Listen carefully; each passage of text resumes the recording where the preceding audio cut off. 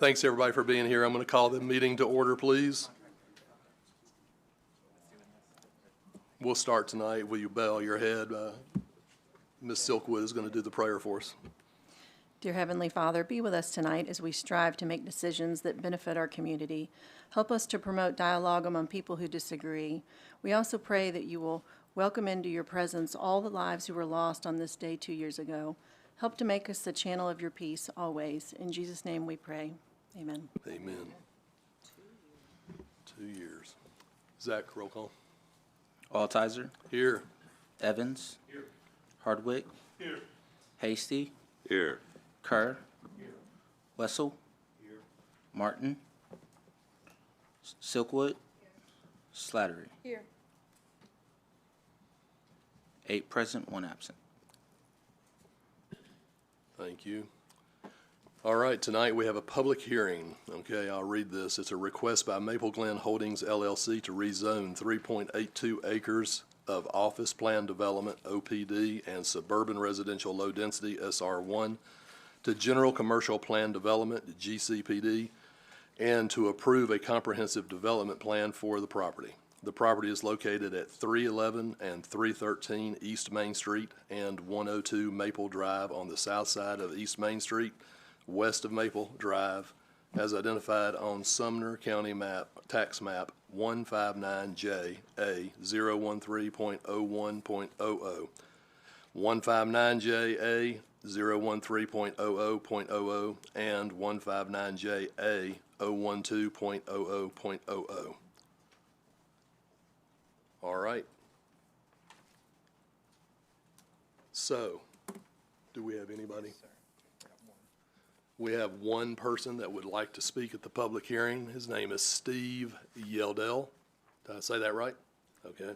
Will you stand up to that mic there? It's live. Give us your name, your address, please. Yeah. My name's Steve Yeldell. I live at 104 Maple Forest Court, just about 3 blocks down the street from this development. Lived here since 1984, so I've seen things change a bit. A couple of things that I've got concerns on. Those of us who live back in there know that that traffic light is fouled up. Many times there'll be 9, 10 cars stacked up and only 3 will get through. That creates some problems there along at the bank and at the Maple Glen cottages. And that is a bit of a concern. You know, there's some backup there. The other thing that concerns me is I know the planning, Public Works doesn't want the 2 driveways on Maple, and I concur with that idea. What I am afraid of is when they put it right across from Maple Glen, how are they going to get tractor trailers into this development to service the restaurants? Because Cisco and them all use tractor trailers. You got a fast food restaurant, which I don't really like the idea of. We've got enough of those around here. We've got a development that was just going in and putting in some more of those.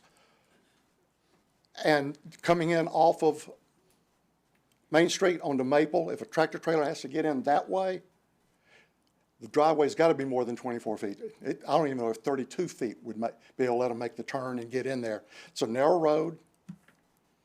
You know, traffic backs up there very readily, and you've got problems there. It's just, you know, fundamentally I don't have an issue with it except the size of it maybe, and maybe the mix, but I worry about the servicing of what they're putting in there. And that's the biggest thing, is that traffic right there at Maple and Main Street. It's bad now. This is going to significantly make it worse. The other thing that I did notice is that on the existing plat, there is a drainage area in the southwest corner. This property builds over that. There's no notations of any kind of collection point for stormwater, and we are making a lot more hard surface than there is in that area currently now, and we all know that's not a good thing to do. You know, I don't know that there's anything else I could say about that other than, you know, please look at that traffic light. The one driveway, yes, but where it's located, how it's going to be done, That's going to be critical to keeping from having accidents of people turning off of Main Street onto Maple. You know, I just don't like the idea of somebody getting hung out there. It's happened before, and we all know it. Y'all come here often enough during high traffic areas, so you know what happens at that traffic light. It's just not a good street for the amount of traffic that looks like it's going to get dumped on it. And honestly, I'm not a traffic engineer. I don't know what the solution is because there's not much room to widen Maple at that point. The little wide out that y'all did for the right turn only lane, that works good for maybe 2.5 cars if the drivers all cooperate. But if you get the people that like to stay more than a car length back from each other, no, doesn't work too well at that point. So that's all I got to say about it. Thank you. Thank you very much. Anybody else here that did not sign up for it that wanted to speak? All right, we'll call this one closed. Thank you very much. Next is the public comment agenda items only. Do we have anybody on that list? We have three, Mr. Chairman. We have 3 people. The first one we see is Tom Galbraith from Tara Lane.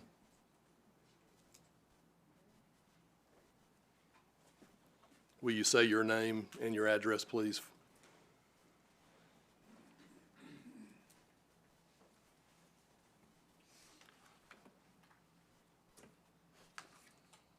Tom Galbraith, 126 Tara Lane in Goodlettsville. Are we to the Caldwell Lane thing? This is public comment, so on this, you can speak about any agenda item you'd like to. Oh, So okay. yes, you can talk about that. Just tell what you're speaking of, so everybody here knows Okay, what I you're. was here last time and I asked, whether the 100 loads of dirt or whatever that went back to the field in the floodplain, who approved it, or if it was approved, and, they said I would get an answer before the thing was over, but nobody ever asked the people the question about, they did talk about a flood study or something, a water study that they were going to present tonight, but I still don't know any more than I did last time. Does anybody know who approved the?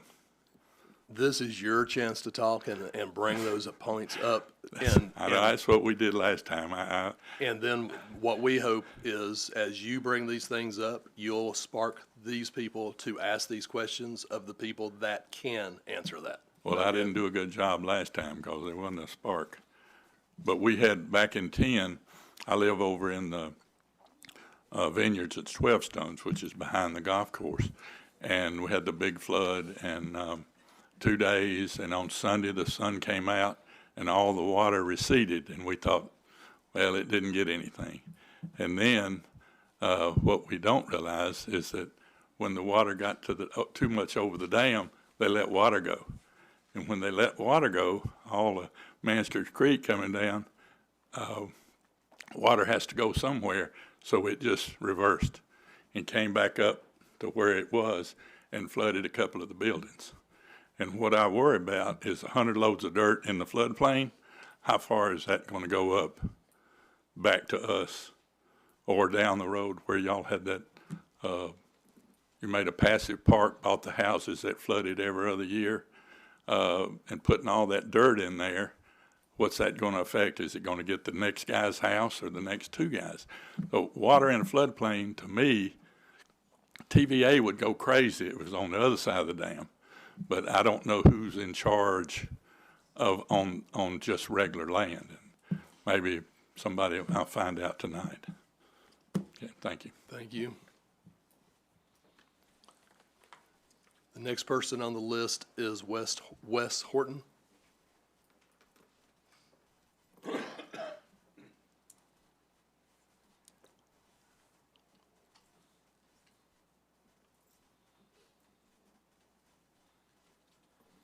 Good evening.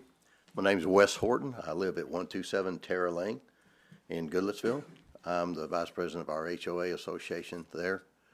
We have 80 units, 80 homes there. And I'm speaking to the same thing about the Caldwell development. I know Ms. Shen and Mr. Coleman are kind of point people for this, are you not? So Same concerns. I've lived there, although I do not live in Hendersonville, I own property in Hendersonville. So I am a taxpayer over here. But we did have quite a bit of damage from the 2010. That was somewhat concerning because nothing in our development is within the 100-year floodplain. It is in the 500-year floodplain that we rudely found out on those different mornings that we'd wake up and the water would be a different level. And we have a perimeter fence that stands 4.5 feet tall around our property. It's a white fence. A third of that fence was completely underwater around all of our property because of the migration of the water that's coming off of Manskers Creek, backing up into Madison Creek, which backs up into Willis Branch. And so it's quite concerning whenever you start limiting the amount of flood area that disperses the water, and then you fill up more than a third of that. Then if we had that same type of rainfall, it's going to push that water further up, and so we'll go from 4 or 5 homes having water intrude to probably another to a dozen or more. And so development, I'm all for development. I am a property developer. And so I'm all for development, but it's got to be smart. It's got to be done right. And it's very foolish to approve or plan a development that is going to have a greater than 75% chance of imposing additional hardships on existing homeowners. And I just think anything that is developed within a flood area or around a flood area has got to be engineered. I've spent 44 years in the construction business, have an engineering background and civil work and mechanical work. And you have to look not what just is convenient for today, but what's going to happen when we have another 34 inches in 17 hours. Because that's what happened in 2010. Yeah, people say, well, that was an act of God. That was an unusual situation. Well, if you impede what nature had already provided, if you impede that by filling all that up, then you're not taking into consideration what the future expanse would be. Because I know, Mr. Goldman, you wouldn't want all that water backing up in your backyard, filling up your swimming pool, and you wouldn't want it in yours either, and no one here would. Floodwater, I moved up here right after Katrina. We were living in Louisiana. I can tell you about floodwater in a real way. When you can't see the top of your roof because it's covered up with water, I can tell you what water does. It doesn't take a lot to cause a whole lot of heartache for a lot of people. I would just say, do your homework, be diligent, make sure that we don't just sign off because we're signing off on something. I'm sure it's a great development, but not at the cost of the existing homes and what it would impede going forward. So I appreciate you listening. Thank you. Have a great evening. Thank you. Mary Ann Restivo.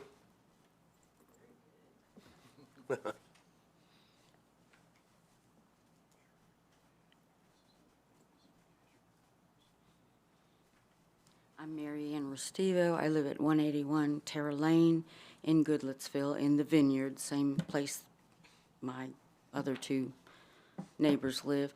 My concern is the flood, because we had a heavy rain earlier this year, and you could tell the water was really backing up. We have the 2 creeks that come together right at the edge of our development, Mansker Creek and Willis Branch, and Madison Creek and Willis Branch creeks come together right there.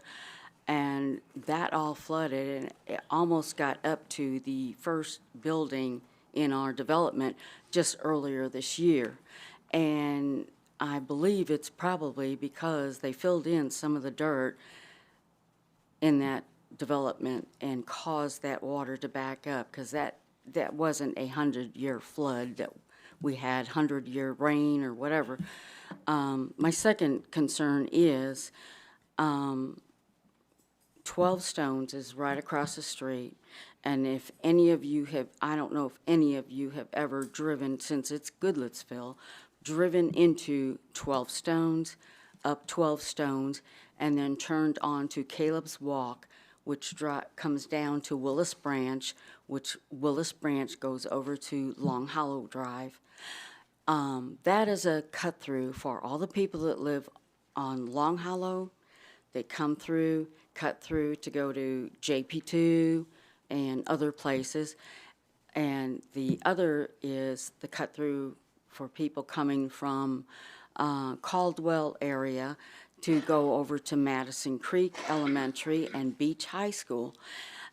That development, 12 Stones development, their streets are so narrow, if there's a car parked on the street and there's two cars coming at each other, there's no way you can get through. One has to stop and wait for the other, which happens often. There's sidewalk only on one side of the street, all through that development. Very narrow sidewalk. Most people don't even use the sidewalk. They walk in the street. They jog. All the kids from JP2 jog through there, that development, on the street. And the other thing is there just isn't room, in the speed limit is 20 miles per hour all the way through till you get to Willis Branch. And most people cutting through there don't abide by the speed limit. It's really kind of dangerous. And someone said, well, it's not going to increase the traffic. It may not increase the traffic on Caldwell. That may not be a problem. But through 12 Stones and down Caleb's Run, which is 12 Stones also, it's going to be more of a problem, because right now it's not a problem. School's out. But as soon as school is back in session, that traffic picks up, and you can just stand at on that corner, and some people don't even stop at the stop sign down there. But that's my concern, is the traffic going through our subdivision. And like I said, if you ever drove through there, you'd understand what I'm talking about, because there's always kids jogging, people walking their dogs, people walking, and they're on the street, and the traffic is just horrendous, especially during school hour time. So that's all I have to say. Thank you. Thank you very much. Were any other people interested in giving comments while we're still on this subject? All right, we'll go on. Thank you very much. Okay, next item is the acceptance of the agenda. So everybody's had time to look at it. Anybody on the Planning Commission have questions, any call-outs that you want to do on anything on the agenda? Caldwell Crossing, I'd like to pull it off. Okay.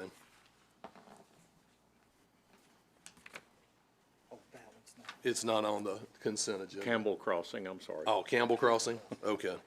So the first one. So you'd like to have that pulled off? I'd like to discuss that. Okay. So that'll be pulled from the consent agenda. Anything else? Any other commissioners? So will you make a motion pulling that off? Okay. So we have a motion to pull that off. Do I have a second? All right. Do I have to do a roll call on this? No. Okay, we can do it by voice. All right, and all in favor say aye. Aye. Any opposed? All right, it passes. So with that, we'll pull that one off the consent agenda and talk about it in detail. So with the rest of them, can I go ahead and keep the rest of them?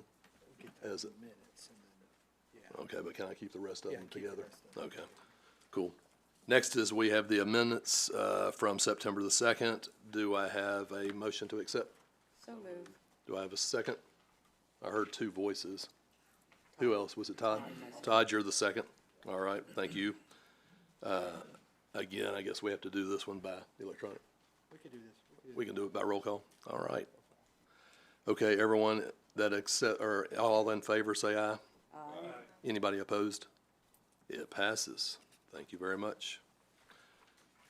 Okay, now we're to the consent agenda. So with the other four being okay, I can leave those on the consent and we can accept them en masse? That's correct. All right, there we go. So do I have a motion to accept the consent agenda as is with Campbell Crossing final plat pulled off? So moved. Do I have a second? I have a second with Wendy, and this one I'm sure we need to do electronically.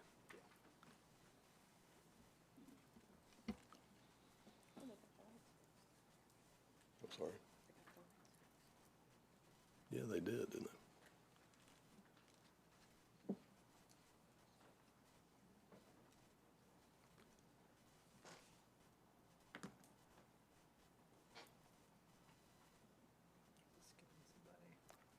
No, it looks like Mike's gone.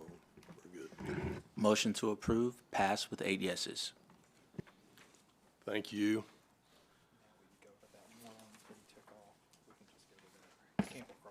Okay. So the one item that we pulled off was Campbell Crossing, and that is a final plat. Owners Campbell Crossing JV, location 1468 and 1490 Saundersville Road, parcel 146002.00. Lead planning person is Caitlin Shin. Will you tell us about it, Caitlin? Yes, sir. Sorry.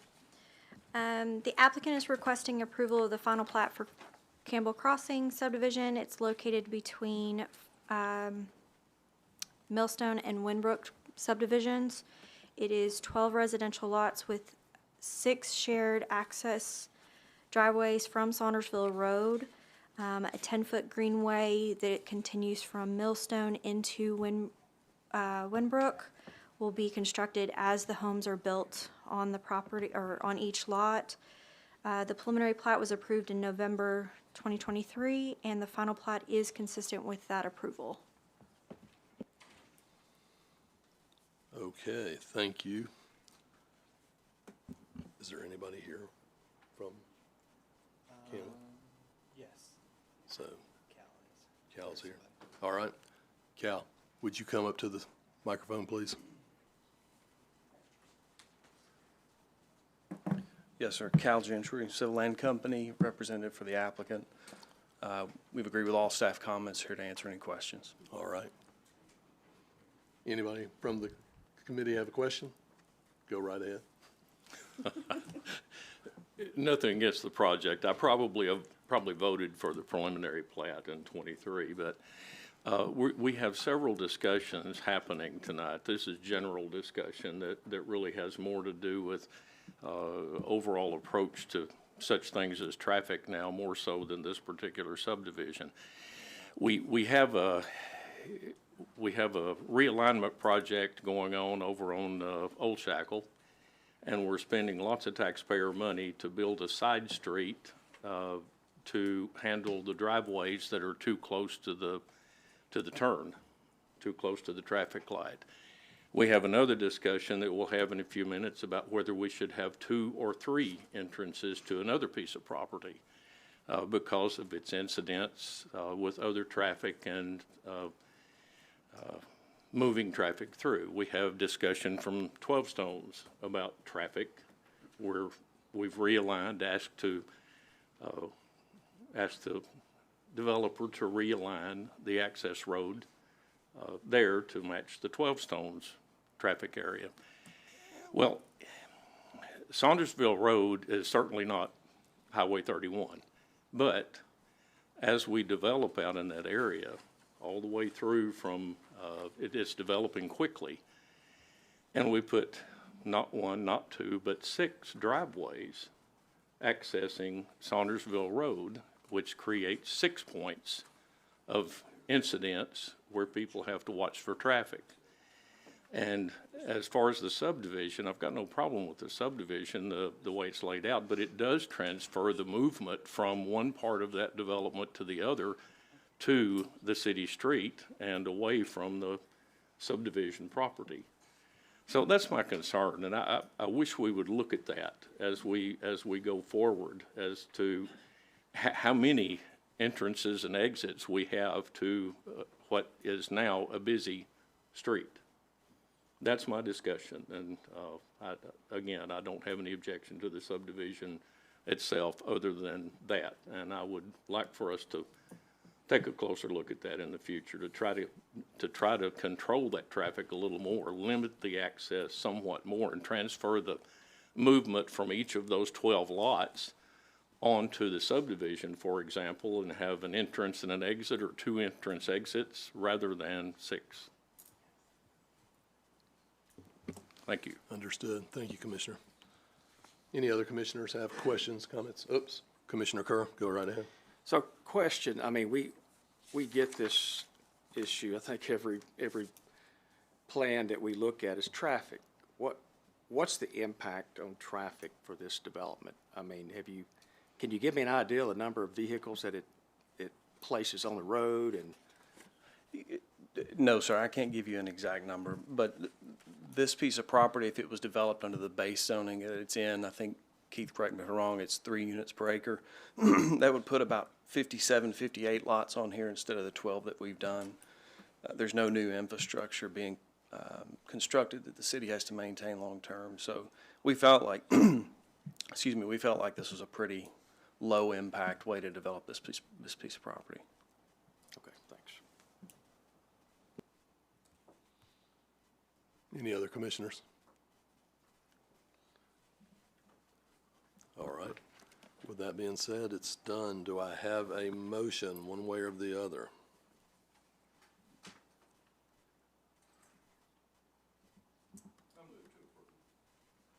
Just want that discussion out. I didn't want to bomb the subdivision. I just simply wanted to have that discussion.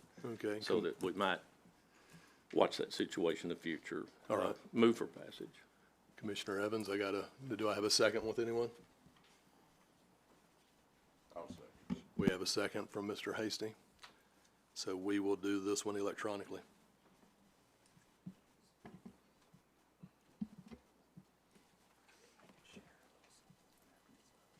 Okay, on this. Okay. All righty. Motion to approve passed with 7 yeses and 1 no. Okay, Thank you. thank you. Director Free would like to address a couple of items about Campbell Crossing. Yeah, I just kind of wanted to cover this. The planning commissioners are pretty aware of it, but to cover it for the public, example of this one, this was a final plat, and through the process, the commissioner had mentioned the preliminary plat.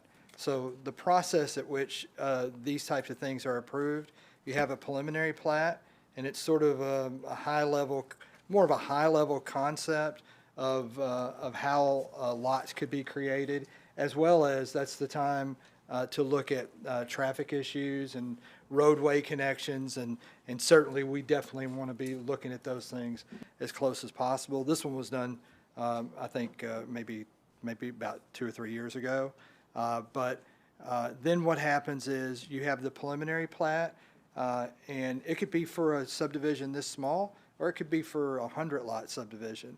But you have the preliminary plat, and then what happens is then you've got to do very detailed construction plans, and then that's something that doesn't come to the Planning Commission.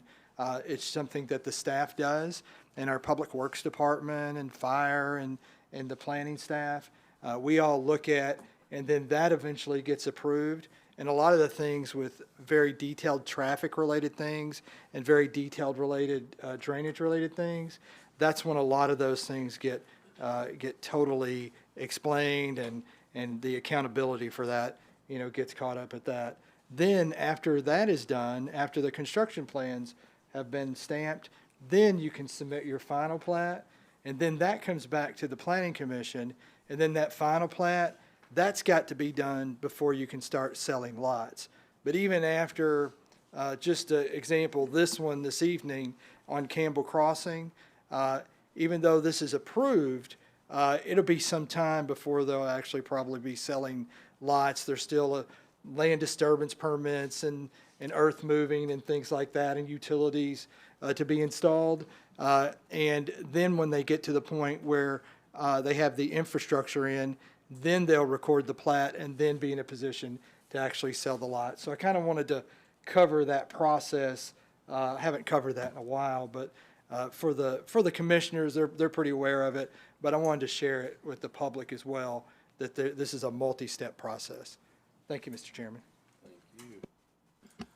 Thank you very much, Keith. All right. Next item on the agenda is preliminary plats. So the first one of those is JLR Caldwell Drive. Preliminary plat, owner JLR Property Holdings LLC, location 155 Caldwell Drive, parcel 161.065.00. This is Zachary and Caitlin. Which will be speaking? Caitlin? Oh, Caitlin? Okay. No, Oh, that would be me. Zachary? Yes. Okay. I saw Caitlin pointing. She was pointing. Trying to figure Yeah. out. All right, you Kick it go over. right ahead, Zach. Okay, so the applicant, JLR Property Holding LLC, has submitted a preliminary plat application for the subdivision of 74.5 acres within the estate residential zone located at 155 Caldwell Drive. The property is located on the western edge of the city limits, south of the 12 Stone subdivision within the Goodlettsville city limits. The state residential zoning lies to the east, and the property is situated north of Pope John Paul II School. The proposed subdivision will create 12 single-family lots off a private entrance road to be constructed directly across from the existing access drive to the 12 Stones development. The lots will range in size from 1 to 1.23 acres, with an average lot size of 1.12 acres. This meets the minimum lot area requirements of 1 acre for the ER zone. The existing home will have a new access driveway from Caldwell Drive, and the existing farm operation will have a gated access driveway from the new proposed private entrance road for the single-family lots. The previously submitted proposal called for the creation of 5 additional lots fronting Caldwell Drive, with access to the lots provided from a cross-access alley/driveway from the new proposed private entrance road, and an additional 11 lots off the proposed private entrance road. Additionally, an easement of 130 feet on the front lots on Caldwell and 145 lots for approximately half of the lots in the back of the property was shown for equestrian use by the existing farm in perpetuity. The current proposal has removed the 5 proposed lots fronting Caldwell Drive, as well as this proposed easement on all lots. And the applicant has agreed to all staff comments. Thank you, Zach. Is there anybody? Do you want me to hit these points now? Or- Okay. Well, I'll go ahead and hit this. I don't know. Is there anybody from JLR Holdings here? Yes. Oh, there is. Okay. Will you come up and speak, please? Good evening. Hey, this is Zach Elliott from Greenlit Design in Gallatin. I want to thank you guys for having us tonight, and we do agree to all staff comments. I also just want to thank the neighbors for coming out and sharing their input. A little quick update I'll just lead with.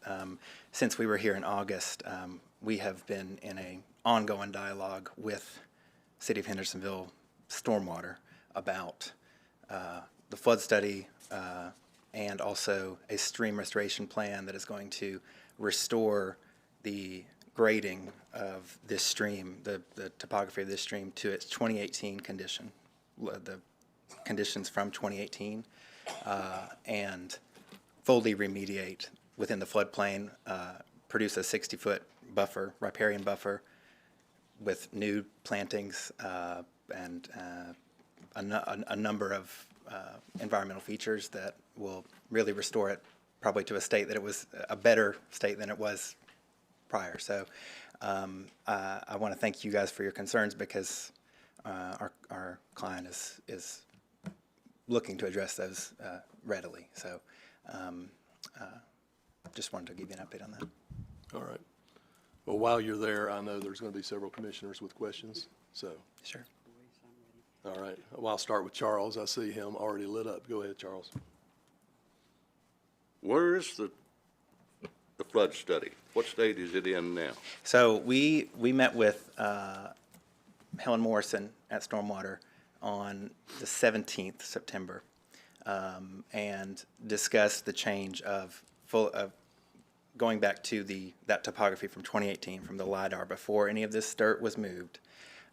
And the flood study itself, we are looking to submit within the next day or so. We've already submitted a revised stream restoration plan last week, but the flood study, we wanted to make sure that grading was truly correct to its 2018 state. So it's not finished?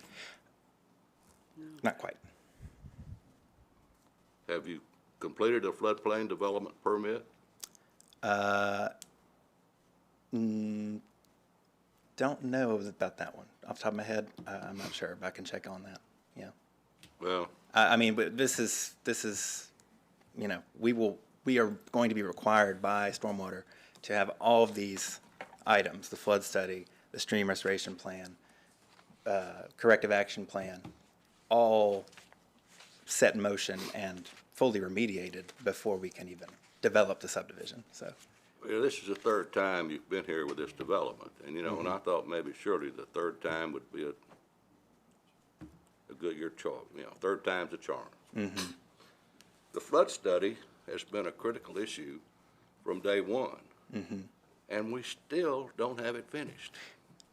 I understand the frustration. Yeah. You know, I think what you've got now, from a layout standpoint and whatnot, I could probably support. It's probably the first one you submitted that I would support. Mm-hmm.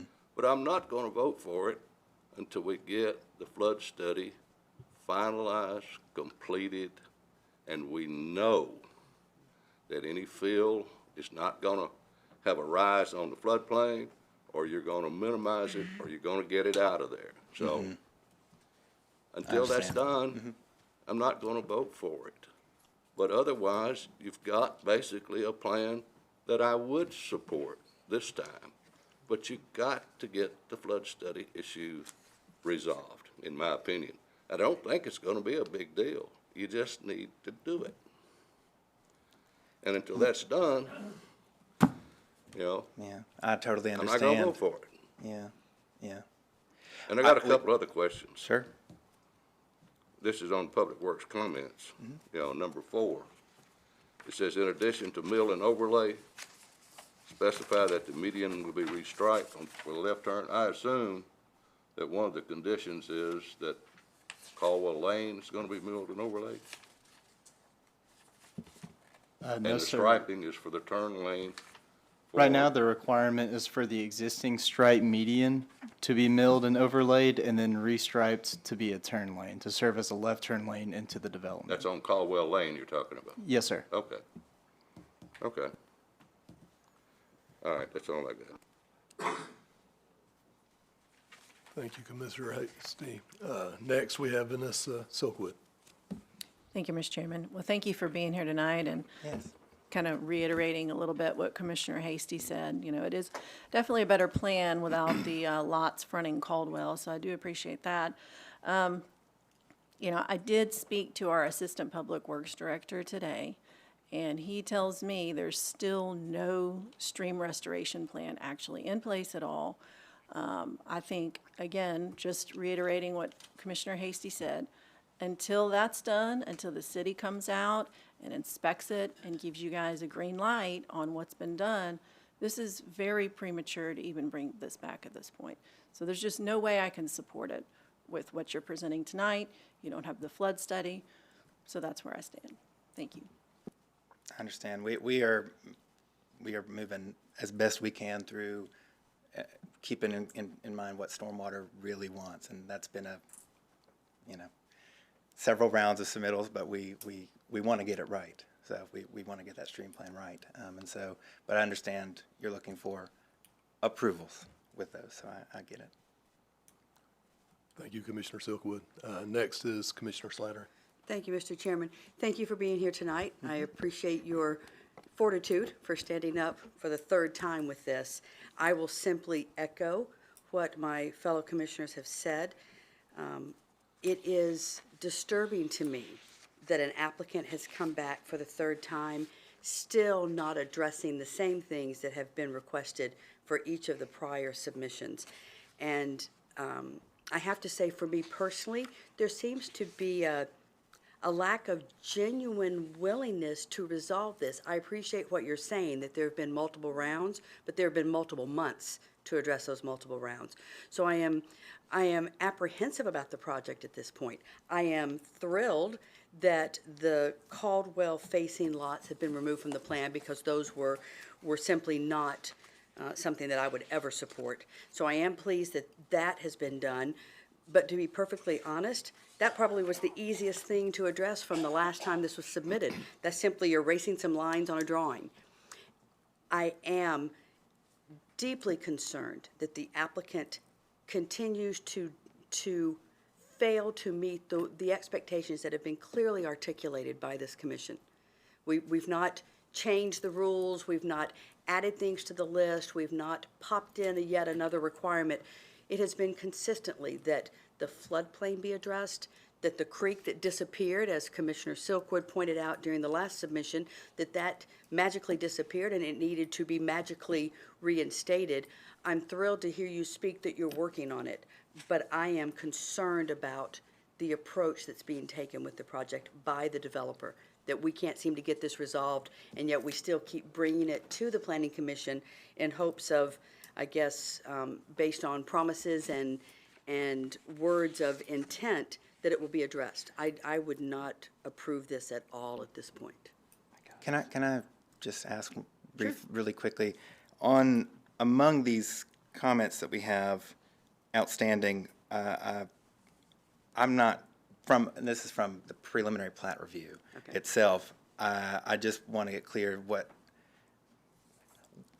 we can only move so fast as, stormwater is approving us as well, and but I don't see a specific contingency on here other than, yes, the floodplain development permit, about needing this remediated before the plat would be approved. And I'm under the impression too that planning staff is actually at this point fairly amenable to this, that we have addressed this comment specifically relating to the plat and the revisions of the plat. So I will say that, but I also I would like to actually at this point I think ask for a deferral on the vote. Okay. Well, let me share one Yeah. thing. Thank you, Thank you. Commissioner Slattery. And next, Keith would like to speak to a couple of Sure. items, so just stay there for a second. Yeah, let me just share this as a point of context, is the developer's representative did contact us today about an interest in deferring and taking it off the agenda, but with them calling today, we just explained to them, you've got to come, and if there's a further deferral, then the planning commission's going to take that action. We couldn't just withdraw it. If we had known last Thursday or even Friday morning, maybe, we could have pulled it off of the agenda and it wouldn't even been coming back before you. But with it being on the agenda and today's the meeting, we couldn't just take it off or go ahead and defer it, because that's action that's required for the planning commission to do. So I just did want to, I wanted to kind of give that information to the planning commission as well. Commissioner Slattery. Thank you, Mr. Chairman. Thank you, Director Free. That further, I think, frustrates my opinion of this project, that we're waiting until the 11th hour to try to pull something off. This date didn't change. This date has been set when we set our calendar for 2025. So again, there seems to be this lack of coordinated effort and planning, and I appreciate you being the sole voice standing here, and this is not solely directed at you, this is directed at the project. Totally understand. But to hear, I believe I heard you say that the stream remediation plan is in place. I think I heard. No, we resubmitted, that's the thing. Resubmitted, And okay, yes, thank yes, you. and- But then, I believe that Commissioner Silkwood is hearing things differently. So there is a lack of checks and balances in your management of the project from a paperwork standpoint. I think that could tremendously help the cloudiness around this when you get to this point. And I appreciate that the developer decided they didn't want to be at this point tonight, but they decided that in the last 48 hours, 24 hours. This project is feeling murkier and murkier to me. So I wholeheartedly approach a deferral, and I cannot stress this enough. To come back again and still not have everything tied up really neatly and ready to go would be a real point of disappointment. Understood, and absolutely. Thank you. And can I, if I may, I just respectfully, I do want to, I very much understand we don't have an approved stream restoration plan. We have a resubmitted stream restoration plan as of last week, and our dialogue with the city from our end, and I believe amongst us, Helen Morrison with Stormwater, and a couple other folks with the city, including Christine Guy Baker. She's third-party flood study reviewer expert that they bring in, that you all bring in at Hendersonville. I feel quite positively about the direction our mutual understanding of what needs to be done is going. And I think the owner is also very much, he's wanting to get this back to a place that the city wants to see it. So, but no, if I misspoke, I did not mean to misspeak. We do not have approved flood study. We do not have approved stream restoration plan. But I do believe with the couple of meetings we have had, the in-depth meetings we've had with the city stormwater about this, that it is moving in a positive direction. Thank you. I look forward to being just as confident in your plan when you come back. Thank you. Commissioner Hardwick, you're in the queue. My question is for staff. How long can we keep deferring? That this is the third time that they've been here. Yeah. We've addressed the basic two issues, all the dirt that showed up. Was there a flood study? Right. Maybe there's a flood study. We might be getting a flood study. We've addressed the stream that was there, that's not there, that's going to be there. And the neighbors have all been here 3 different times now. And at some point, it has to stop. I think the plan is good as far as what's there. It's probably going to get approved when they get all the other issues done. But the neighbors need to know, and this needs to come to an end. Yeah, I'll answer that. So this is a preliminary plat, and so a lot of these things, even though they are issues regarding the flood issues, they're not directly related to the preliminary plat. The requirements of the preliminary plat don't necessarily require all of that remediation to be done, although the applicant has agreed to all staff comments, and Public Works staff comment number 1 and 2 that the Public Works has on there, and they've agreed to, is basically saying, hey, even if you all approved it tonight, if they don't get that done, it's not approved until that's done. So that's, kind of a part of it. All of this has got to be resolved. If it's not resolved, regardless if you approve the preliminary plat this evening, they would not be able to develop the property until this issue gets resolved. And if you approve this evening with that condition of Public Works comment number 1 and 2, even the preliminary plat that you might approve this evening won't go into effect until that is completed to the satisfaction of the city engineer office. So that's kind of what's going on. But this whole thing has kind of gotten mixed up with some things that were done incorrectly and prematurely by the landowner in regards to the flood area and filling and all of that. And then normally what might happen is that might be an issue and we just pursue that issue and eventually it gets taken care of. In this instance, we're in the middle of all of that stuff was going on, and at the same time we had a submission that we were dealing with previously too. And on top of it, this has been going on for quite some time. I think with the applicant's representative, him requesting deferral, it'd be okay to defer it. I think deferring it the planning commission deferring it on its own without a request, could be questionable. And I talked to the city attorney about it as well, and, holding it up, because of some of these issues, although they are very serious, legitimate issues, may not be the correct thing to do. But in this instance, we already have the applicant requesting the deferral, so there would be no problem if the planning commission wanted to take action upon his request and defer it for another month. You could do that, or you could approve it with the staff comments, and then that specific 1 and 2, I think, is the real pinch point for the drainage related things. Based on what I've heard tonight from the 3 commissioners that have spoken, I don't think the will of the planning commission is to do anything until this gets resolved. I don't really want to have these folks to have to come back again, whether it's 30 days, 60 days, then we're into the holidays. And I just think they got ahead of themselves again. And I'm not for giving them a deferral, and I'm not for approving it. They need to get all of their stuff together, resubmit, and let these folks have time to digest it, and then let's deal with it at one time, but not maybe it's going to be 30 days, 60 days, 90 days. I'm just not for approving it, and I'm not for deferring it. I'd rather vote it down tonight and be done.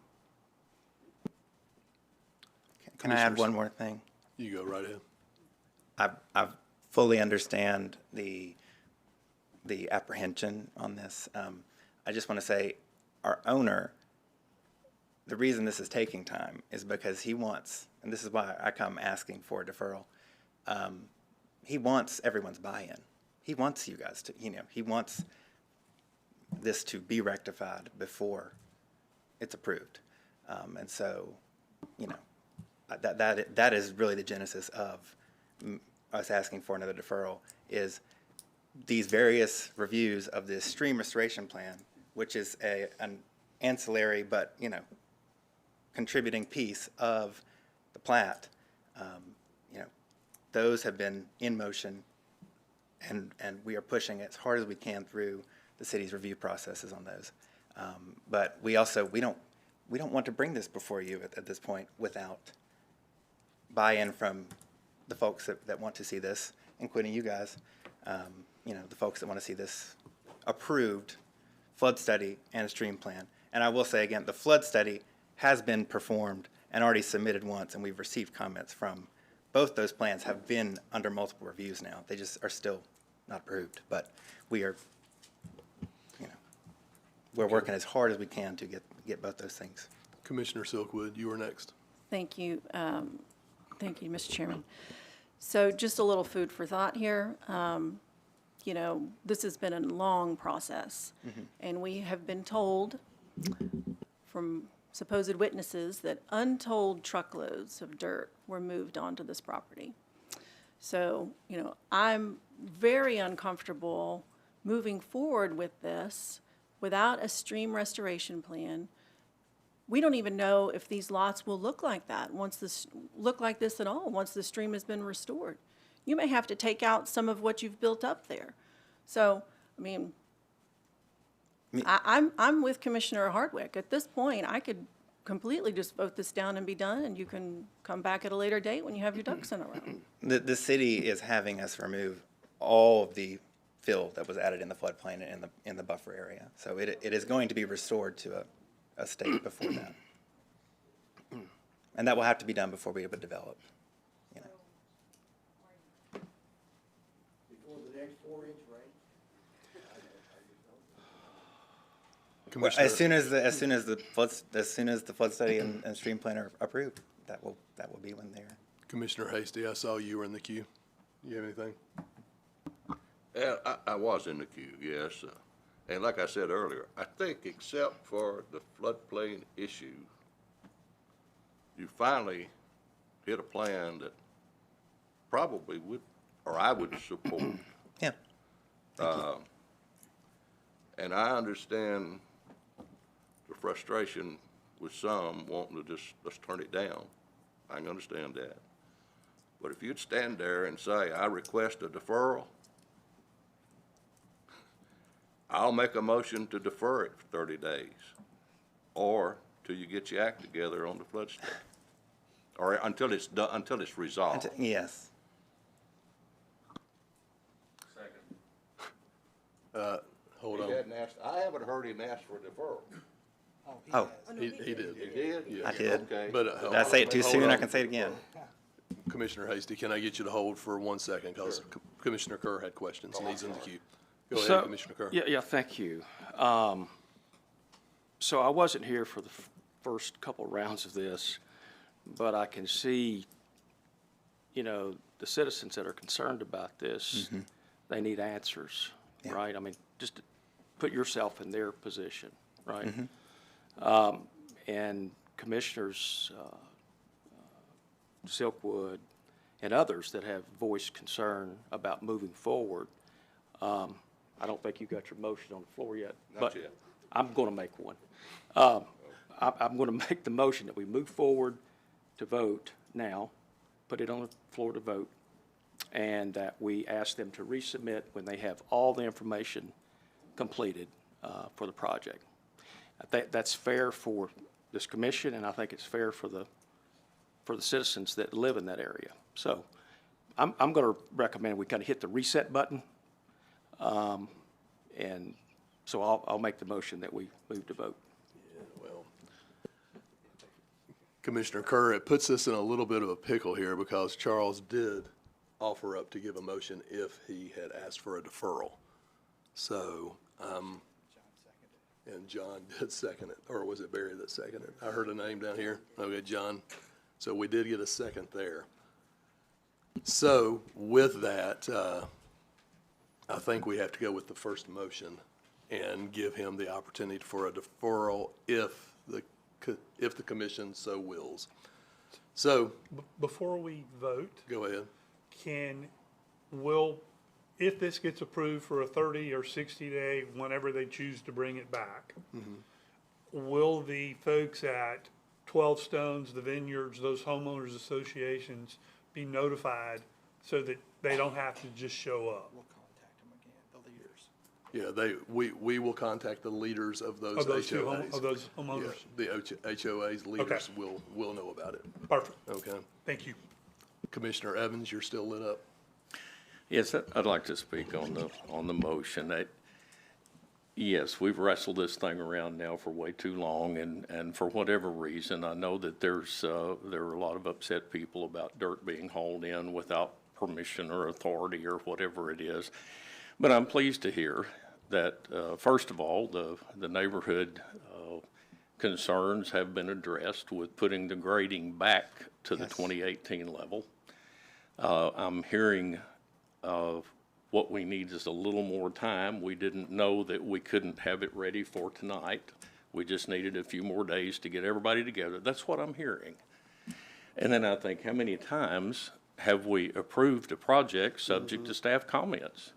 And I trust our staff to make sure that the stream restoration plan is done correctly. I trust the floodplain people to attest to the fact that the grading levels have been put back to 2018. And we've addressed the concerns of the alignment of the street. We've addressed the concerns of the houses that were to be built on Caldwell, which are now not going to be built there. We've addressed all of those concerns. So I would prefer to make a motion to approve it subject to staff comments, because we will get another bite at the apple through the staff and through this body if we need it. So I don't know why we need to prolong this, knowing that if we defer it, we're going to get the same plan back with the paperwork in hand. If that's in fact what this body wants, it's still going to be the same project. So why prolong the agony? Is that it, Commissioner Evans? You finished? We have one more person in the queue. Actually, we have two more. All right. So, Commissioner Slattery, you were next. Thank you, Mr. Chairman. I hear everyone's perspective, and I could debate team either side on any of these paths we might take tonight. Deferral, pass it, or vote down the submission altogether. my concern, and I certainly trust the staff. I mean, when we pass things pending meeting all staff comments, I have no problem with that. Where I am really hanging up is that the staff requirements haven't changed. I feel like this developer is wasting our time, wasting the time of people who want to be home watching Dateline or whatever's on tonight. Don't want to be out in the rain and having to come and say the same things over and over and over again and not hearing anything other than, whoops, we forgot about the 2018 study that showed a stream. Whoops, we didn't know that we needed the flood study. Whoops, we thought we would have it all in place, but we don't have it yet. At some point, I agree with you, Commissioner Evans, this madness needs to end. But I'm also, and maybe this is punitive in my thinking, I think a message needs to be sent to the developer that there is a respect for the process and a respect for the people that are going to be impacted by the project and for the people that are working diligently to make sure that Hendersonville is managed appropriately and that projects are managed appropriately. I am still focused on what appears to be a lack of respect from the developer for the seriousness of what we're doing, starting with 100 loads or whatever the actual number was, but the untold number of loads of dirt that just magically appeared, to all of these other steps where it's been an oops, our bad, oops, our bad. I'm sorry, for someone to stand at that podium and say, that's our bad, what a horrible statement. We are being asked to give forgiveness, forgiveness, forgiveness, with a process that's very well documented and a staff that is diligently committed to working with an applicant to make sure they understand the process, understand the requirements of our city and the zoning of our city, and then to work with them to work out the kinks that they might have in a plan. And I've yet to see in now 3 runs at this that the applicant respects that. And for those reasons, I'm of the opinion that we vote it down tonight and let the applicant go get their ducks in a row. Come back when everybody quacks the same. Come back when you do have all the paperwork. Sorry. Is my Thank time you. up? Okay. Commissioner Hasty, you're in the queue. Well, I agree with Commissioner Evans. I support our staff. There's a couple items coming up tonight. I'm going to support the staff and always have. But this issue has drug on from the very, very, very, very first time on the floodplain. And I agree with the staff, but I think these guys need to get their act together. And we're supporting the staff by trying to get them to get their act together with the flood study information. So, but I agree with you, and I think our staff would take care of us as far as that's concerned. But I think we're taking care of the staff here by pushing them to get that done before we proceed any further. Are you withdrawing your motion? Yeah, he's withdrawing. Okay. So the motion of deferral has been withdrawn, so the second person that sent a motion was Commissioner Kerr. So you want to offer your motion again? Yes. Do we need to say anything? I'll make a motion that we put it on the floor to vote now. Okay. I want to take the moment just for a second, okay? We need to give, is this a motion to deny? This is a motion. A motion to deny? Yeah. Just need to give some specific findings. There's specific TCA that regards plats and approval of plats, and there needs to be specific findings. So the more the better, if there's a motion to deny. I didn't say deny, I said vote on it. Vote for passage? Just a vote on the submission. Okay. We vote it up or vote it down. With all staff comments. Yeah, with all staff comments. Okay. Okay. So just voting on what's submitted. Okay.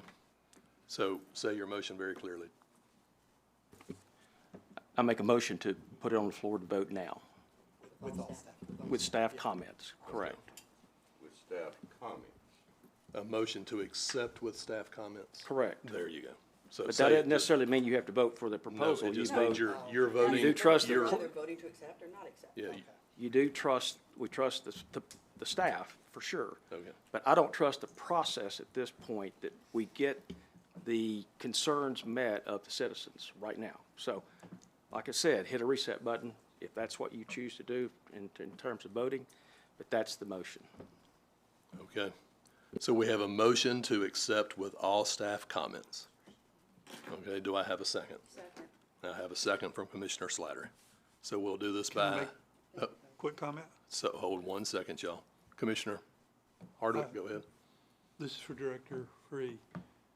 If they've met all of the city guidelines and they've agreed to all staff comments, including the issues from the flood, that has to be done first, do we have the right to say no? The best way I can answer it is, if it hadn't already been on a previous meeting and deferred, it would have been on the consent agenda. That's probably about the best way that I can answer it. And what I wanted to add earlier, you all, okay, is there are many, many of these that come before us, okay, that are preliminary plats. And we always trust that those things are going to be addressed by our staff, okay? And stepping out on this one, I understand that we've heard a lot of dialogue as it relates to this preliminary plat. Some of those dumps of dirt that were brought in there, they were done before the preliminary plat came to us, when it was still a farm, okay? So think about all these things where, you know, don't convolute timing, okay, and commingle things that didn't really exist. So with this, this is our normal process. We normally count on our staff. They deal with this stuff daily. We've heard way more than we probably should have, okay, because normally they are sifting through all this.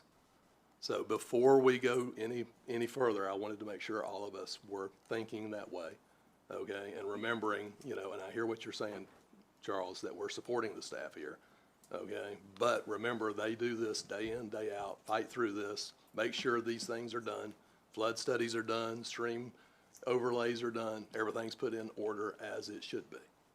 So we have a first, we have a motion, we have a second. Go ahead, Commissioner Slattery. I have a question for Director Free, based on a comment that I think Commissioner Curry, you asked, or maybe it was Commissioner Silkwood.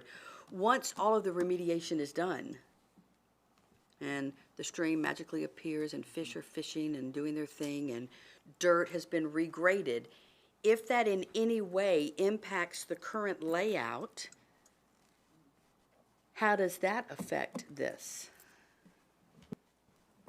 Yeah, if that occurred and it was significant enough, it wasn't just a minor change, then that would have to come back to the Planning Commission as a resubmission. If it's just a minor change, then that's something we can do at the staff level.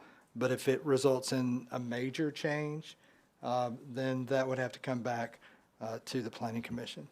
What, and As I an know you amendment, can't, yeah. thank you, Director Free. I know you can't imagine all the possibilities, but is that lot sizes drop by 40%, it's still approved? I mean, what is minor versus what is major? Yeah, the lot sizes, the bulk requirements for the ER zone, that's locked in. So they're about right there anyway at 1 acre. So that couldn't really drop too much. One thing, it's not going to happen in this because where they're at is really the only place you can develop on the lot. But for example, let's say they had a U-shaped road, a court road where you had 2 entrances and things pretty radically changed about the street system in there, then that could be enough of a change that they need to come back to the Planning Commission and do an amendment to their approved preliminary plat. Okay, thank you. That, obviously, staff, we're depending on you. Okay, we have a motion to accept with all staff comments. We have a second. So now we're ready to take the vote. Unless anybody else has comments. I see, oh, hold on. Okay, okay, we got the vote started. That's good. All right.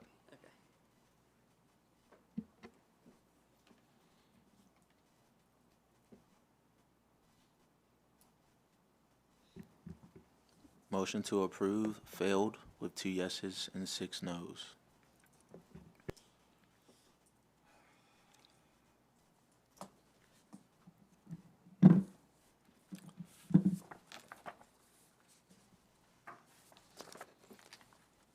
All right.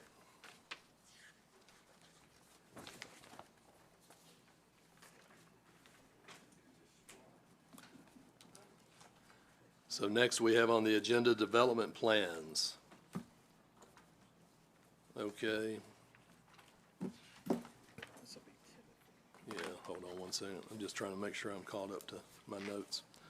Development plans. First one on the list is New Maple Glen CDP, owner Maple Glen Holdings LLC, location 313 East Main Street, parcel 159JA 031.01. And Timothy, you are the speaker on this.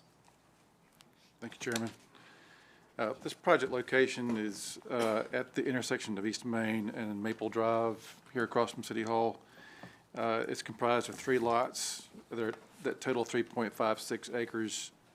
2 of the lots are zoned office plan development, and the 3rd lot is zoned SR1.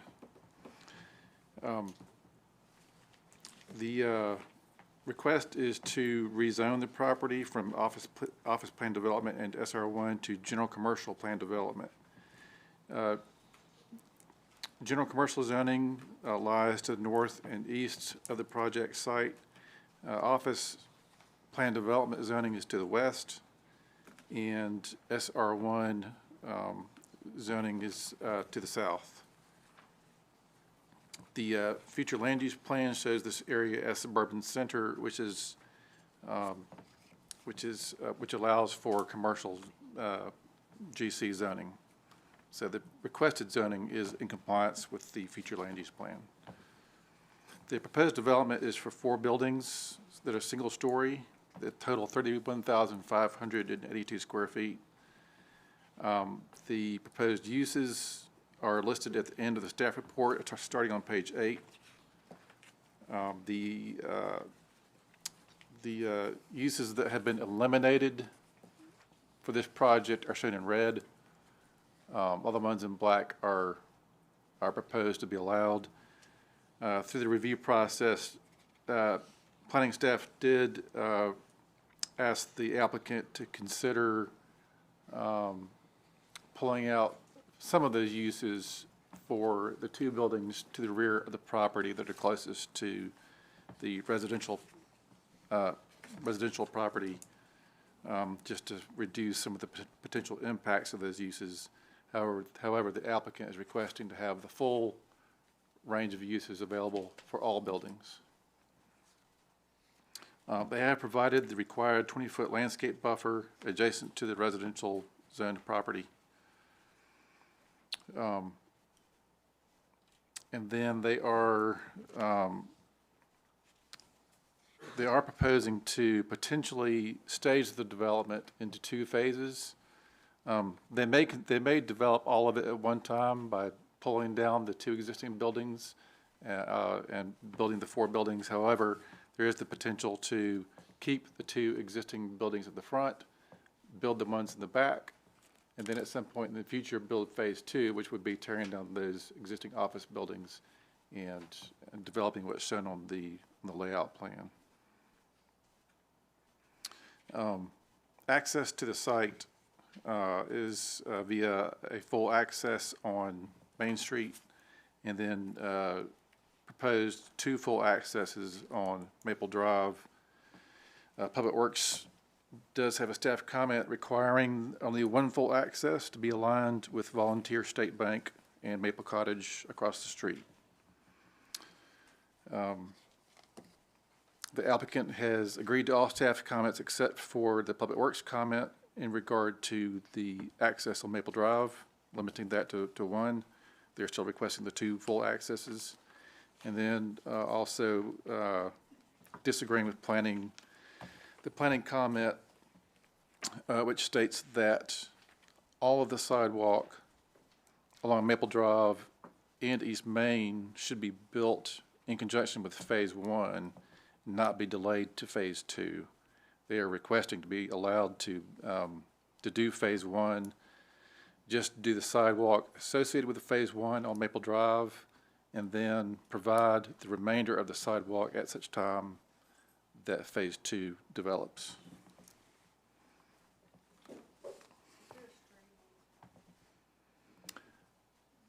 No.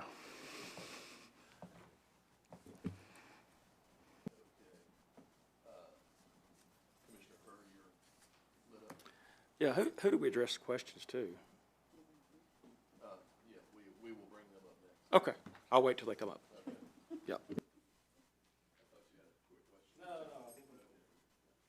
All right, so do we have a representative from the developer?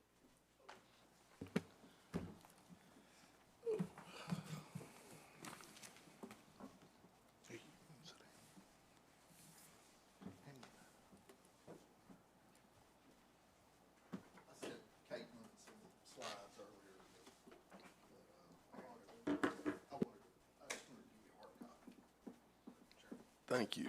Appreciate it.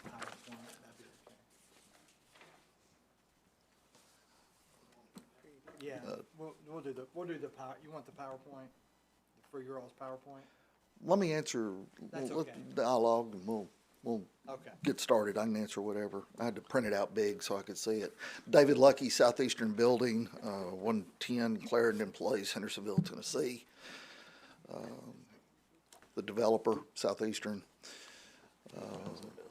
I can jump right into a few things if you want me to, or y'all can ask questions. What would y'all feel most comfortable with?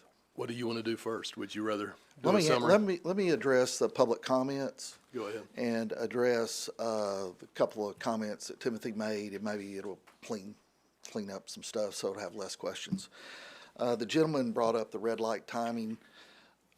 We don't have anything to do with red light timing. Hopefully with the city and Public Works that they're working through that with the red light project, signalization project.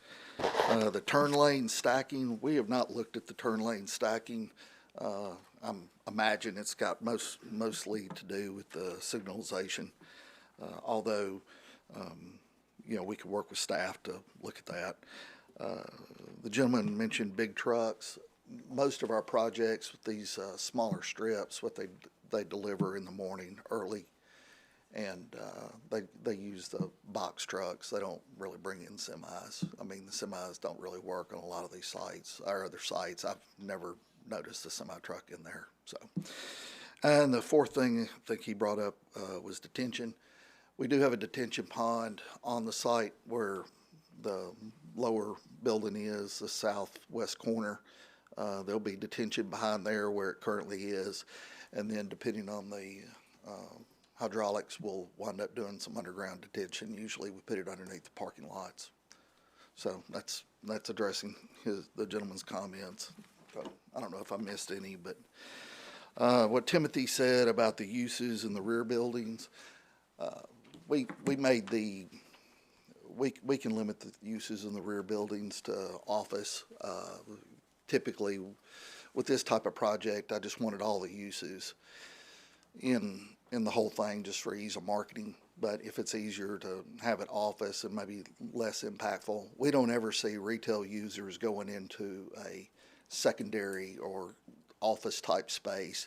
We do see office users step up to a retail type space if they have that in the front. So it would be just like our projects at Hunt Club or on Maple Road Boulevard or in Gallatin, backing up to residential area. So office use, and there's probably some on there, and I can work with Timothy on the uses. One use that's on there that's not in red is taxidermy. We're not going to do taxidermy at the site. As far as the entrance goes and the phasing, we want to phase it in 2 phases, back first and then front later. We want to do that for 2 reasons. I have tenant in the front 2 buildings that I'm going to try, and we have some lease obligations to relocate them into the back buildings. So if I tear them all down, I don't have a place to put my tenants. So we really need to go in and do the back piece first, and then get set up to do the front. And that leads into the natural question with doing the sidewalks and the grading and the storm drainage and all of that up front with phase 1. We've got a little bit of grade elevation change out there at Main Street, and we've got some utility issues, and we're going to have to get into possibly a power pole move. And we don't really want to get into all of that with our office operating up front. when we can just do the back. But we will do the improvement staff has asked for with phase two, and we'll do the improvements on Maple Drive with phase one. I think I've covered all of those except for the two accesses. And can I get my PowerPoint pulled up? So that's it. All right. So I got, well, the laser pointer won't work here. Can I walk over there and explain it? Yep. Is that okay? Can y'all hear me okay? All right. So we talked about the bank alignment, and later on in the presentation, I can talk about the distance from the intersection. Well, what we've asked for is just a slight adjustment on the front alignment right here at the back of that building. The new building, you'll see in a moment,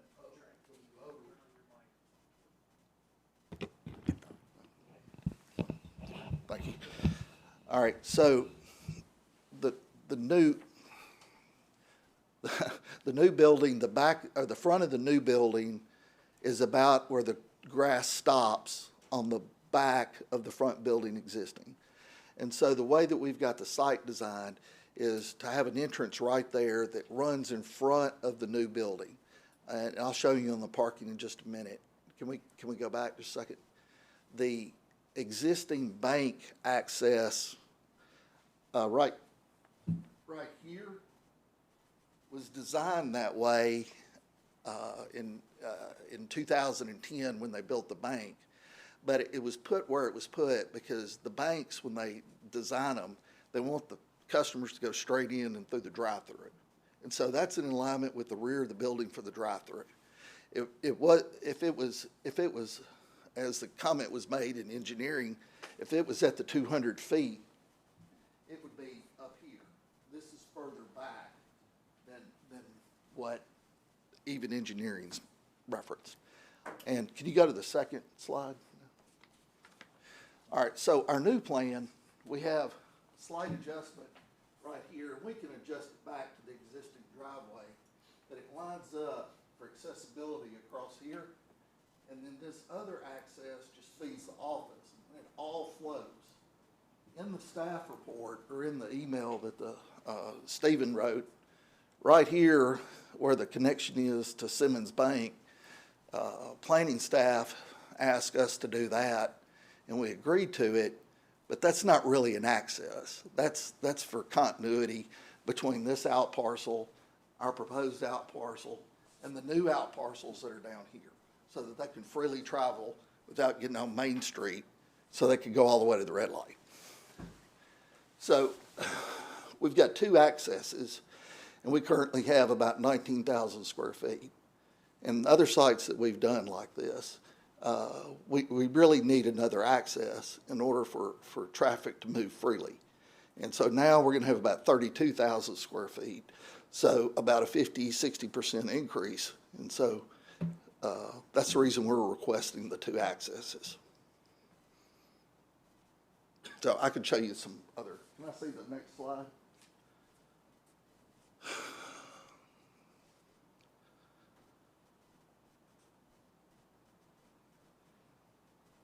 Okay. So right here we have 160 feet to our first entrance. It's 225 feet to the bank entrance. And if you can see this really clearly right here. They come in and they go around to the driveway. There are 5 minor arterials that come off the Indian Lake Peninsula. Bonita, Anderson, Maple, Indian Lake, and Cherokee. It won't be surprised everybody that's lived here. This is the lowest traffic count road out of those 5. There are 2 other roads, Anderson Lane and Cherokee, that both have more traffic, and the driveways are closer to the intersection than ours. Can we go to the next slide? For our request. So this is Cherokee. You got 110 feet. You got another drive here at 170 feet. It doesn't line up with the bank. Go to the next slide. This is Maple Row. This is not one of the 5, but none of this lines up. And that's 145 feet. Next. This is out of order. Go to the next one. Next one. Next one. Next one. Next one. Sorry. Next one.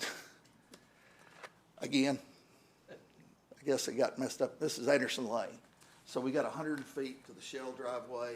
We got 145 feet to Bank of America Drive. You know, I've been on that road a whole lot. They're kind of wonky right there, but they don't really line up. Next slide. This is Indian Lake Road, across from Walgreens. You got the church here at 170 feet. It's less than the 200 requested by staff. Next one. These are the traffic counts that I mentioned earlier, Maple being the lowest. Then can we go back to our overlay site plan? Thank you. This is, it's not on here. This is about the 20th iteration of this. We've done several of these other sites. The parking works, we're overparked. The uses are commensurate with the area. This is real similar. It's bigger. The buildings are a little bit bigger. At the corner of Glenbrook and New Shackle, we did the same configuration. We did Taco Bell.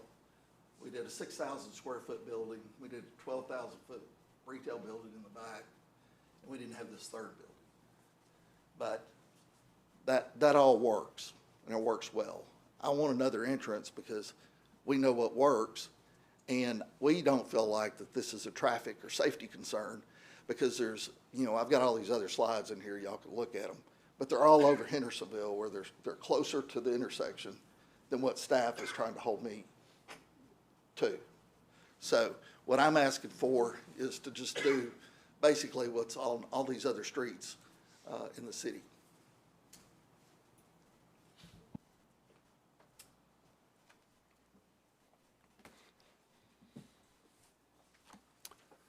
Anybody from the Planning Commission have questions for the applicant? Commissioner Kerr? Yes, thank you. That's a very detailed presentation. Thank you. Just a quick question on the, actually 2 questions.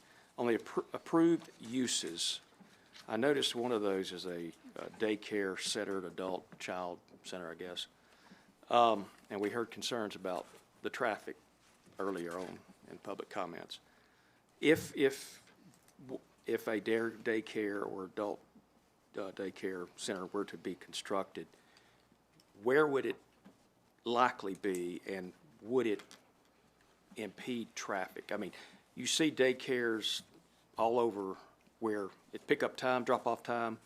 There's a lot of traffic buildup, and would this actually make the problem worse, or would it not have an impact, or would it make it better, maybe? I don't know. Well, in my experience, it'd be a very marginal impact. You have, peak drop-off and pickup times. We've got daycares and schools and several other properties. We have, we have an autistic center. They fill up for a little while and then they leave. It's on Maple. We have one over at Glenbrook. It's not like a Goddard school. It's kind of like a Goddard school, but it's not Goddard. And then we have a couple in Gallatin. And, surprisingly enough, we don't have any complaints out of any of the tenants.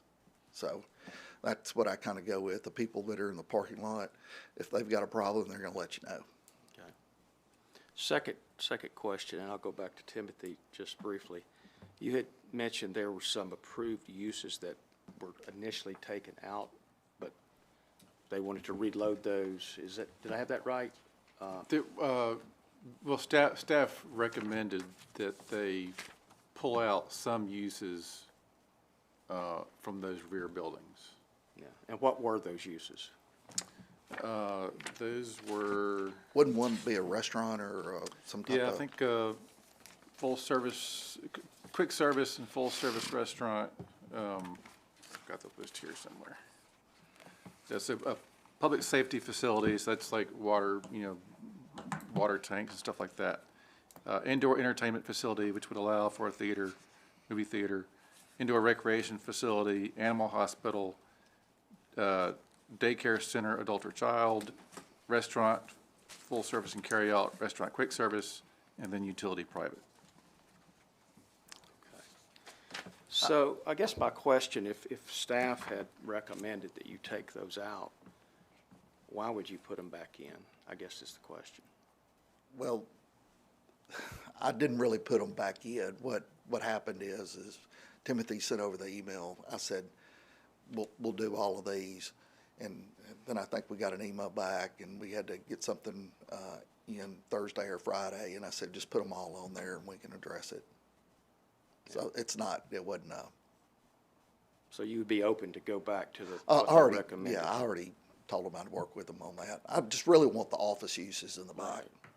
So part of that, and I can make a motion if I need to, I think we need to go back to where the staff landed on this, is that there are some of these that you recommend you take off the list. If you guys still feel strongly about that, I mean, and I hear you, I mean, you last minute you want to get the email out, but that's not a reason to me to add them back. I think we got to let the staff make that call and make a recommendation to Planning Commission, so. And I just want to hear from staff, I guess, at this point, so. You go ahead, Tim. So, like David had said, our comment to them was a recommendation. It wasn't like, fist on the table, you got to pull these out.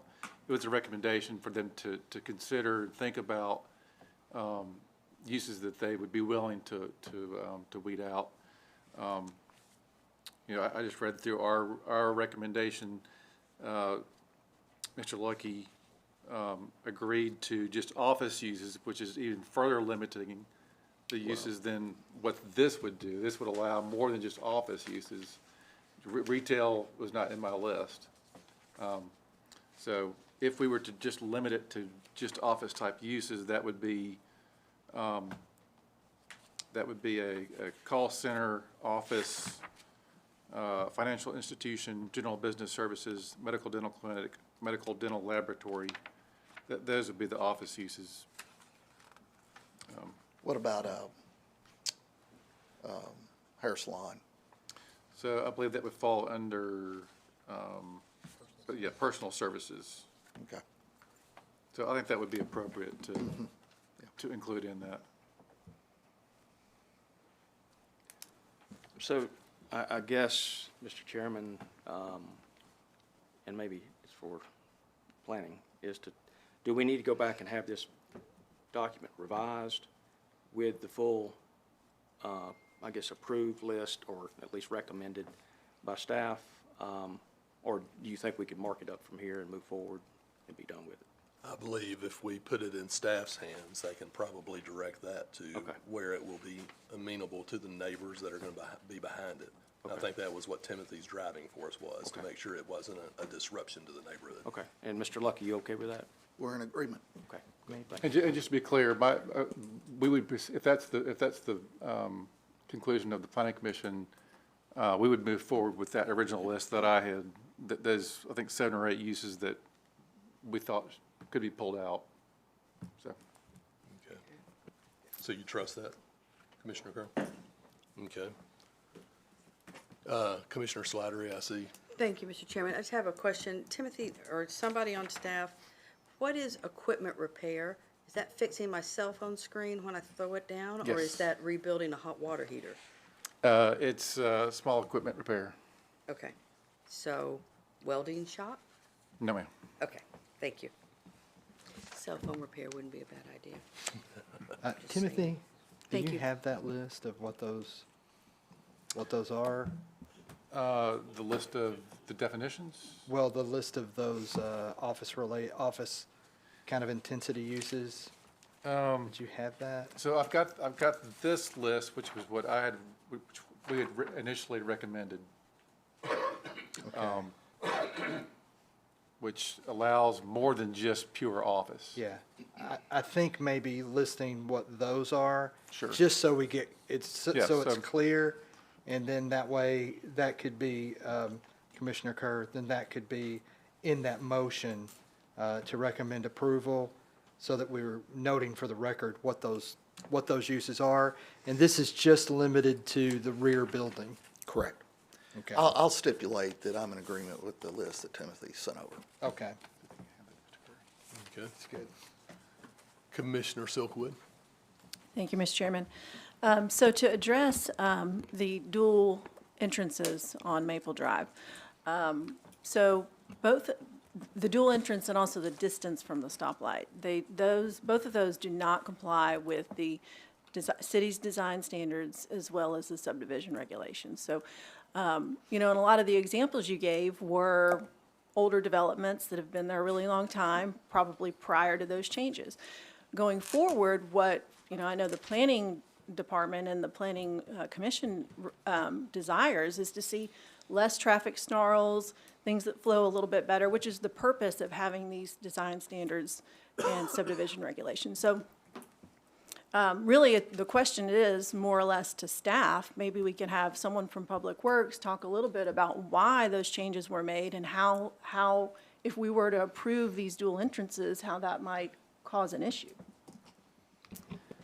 Yeah, I can speak a little bit to that. So the requirement to have that entrance offset from that main intersection is to reduce the amount of conflict points and to also not influence ingress or egress at that main intersection, at the signalized intersection. So those are the primary things driving those requirements. I'm sorry, did that not answer everything? It did. I just, some of the examples that were given were sort of older developments. They were. And maybe you can talk a little bit about why those changes were made so that we don't end up with situations like the older developments we saw a moment ago. So I can't really speak to a lot of those older requirements. They predate me.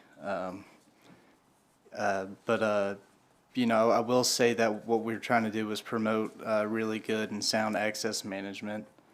And, that a lot of times doesn't mean perpetuating what was done in the past. It means improving requirements and how we assess these different things. Might I interject? There are newer examples. I didn't go through them all. In my Britton Street across from Bluegrass Country Club, where the Dollar General was built, has a full access driveway 95 feet off of Main Street. And then at Saundersville Road and Indian Lake, where the new roundabout was built, there is looks like a right-in, right-out in front of the dailies there that's 140 feet off of Indian Lake. So there are recent examples where this has been done as well. Thank you. I'm just a little concerned that we're going to cause more problems and sort of perpetuate what's been done in the past, which are kind of what we're trying to avoid. So Understand.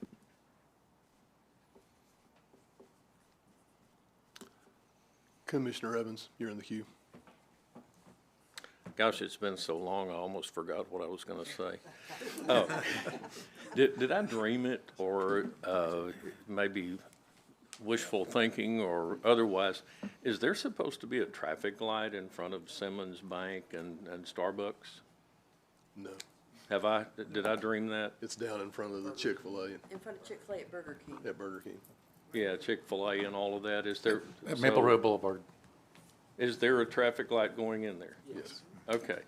If that's the case, then does that not open up Simmons Bank's parking lot as an access off of that traffic light to this development if we require a cut-through or ask that a cut-through be put in there?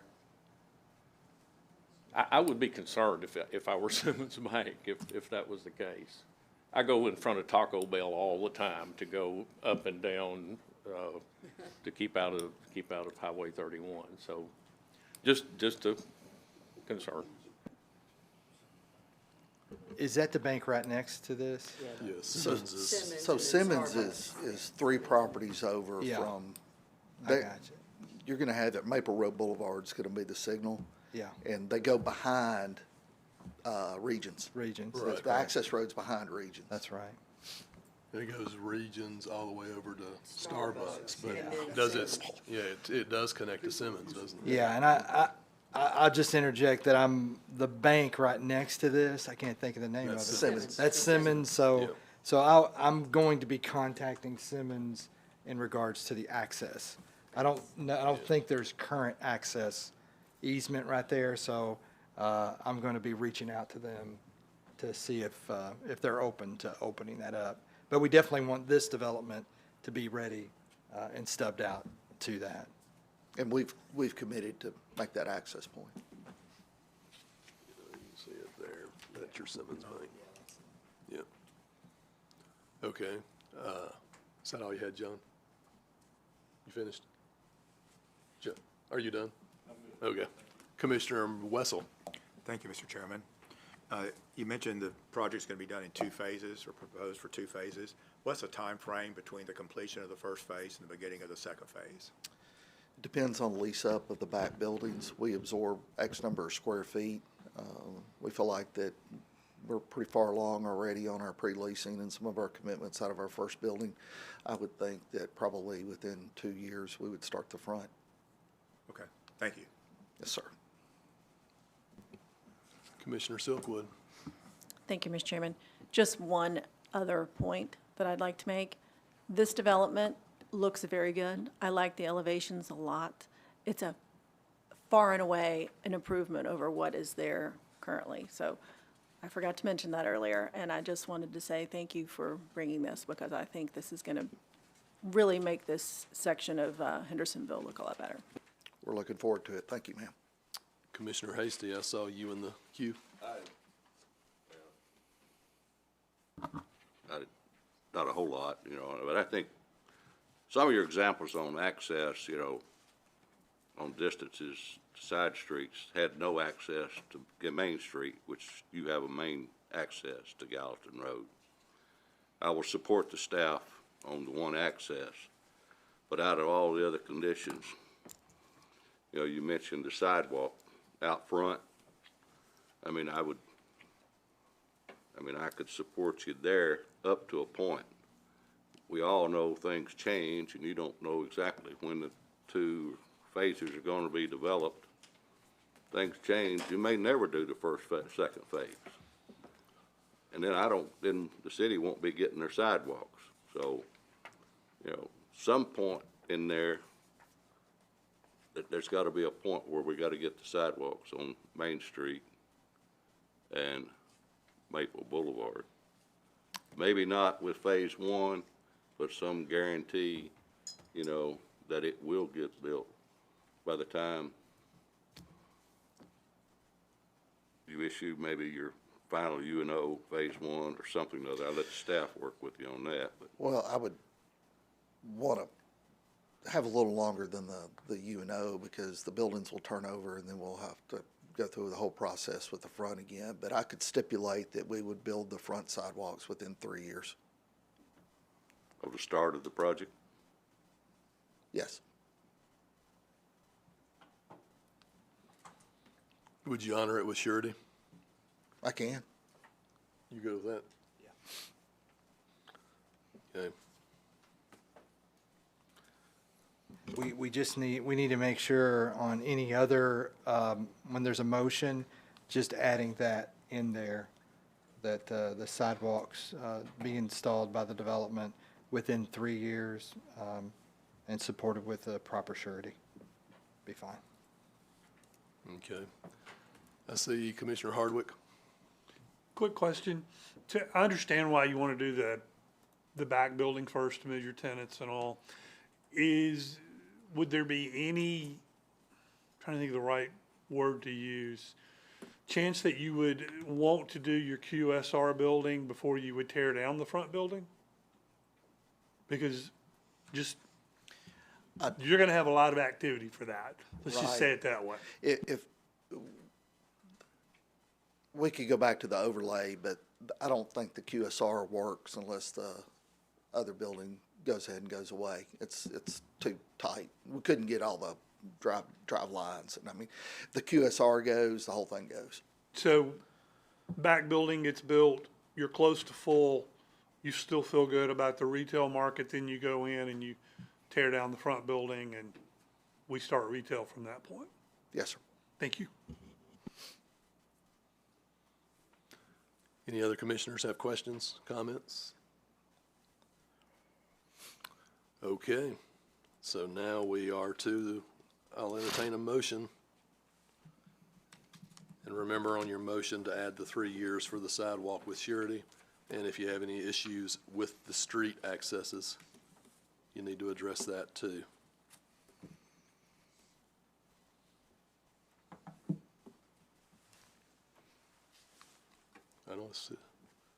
I'm not seeing anybody eagerly stepping up.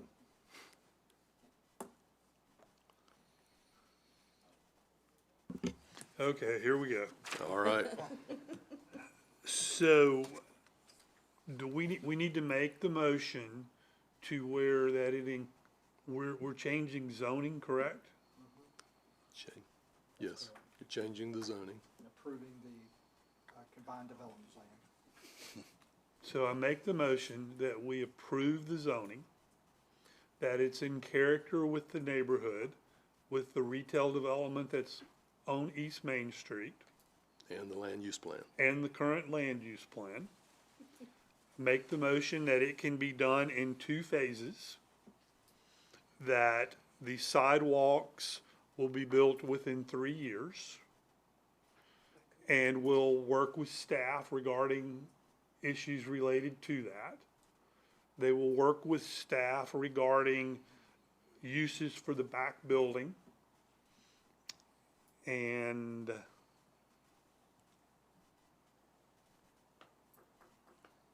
what else? Is that everything? All the 15 comments. And it includes all staff comments.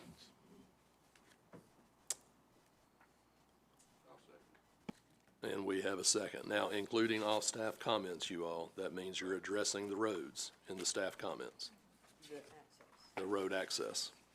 So, and you've called out the sidewalk in a specific time frame for 3 years with surety from the beginning of the project.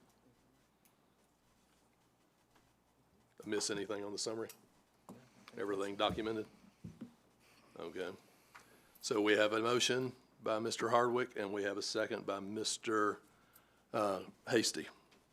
Now we'll go to the vote electronically.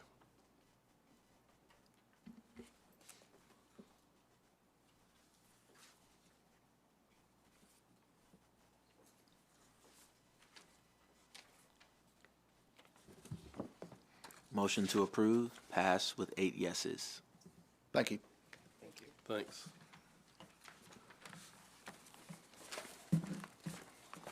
Let's see here. All right. The last one is the site plan.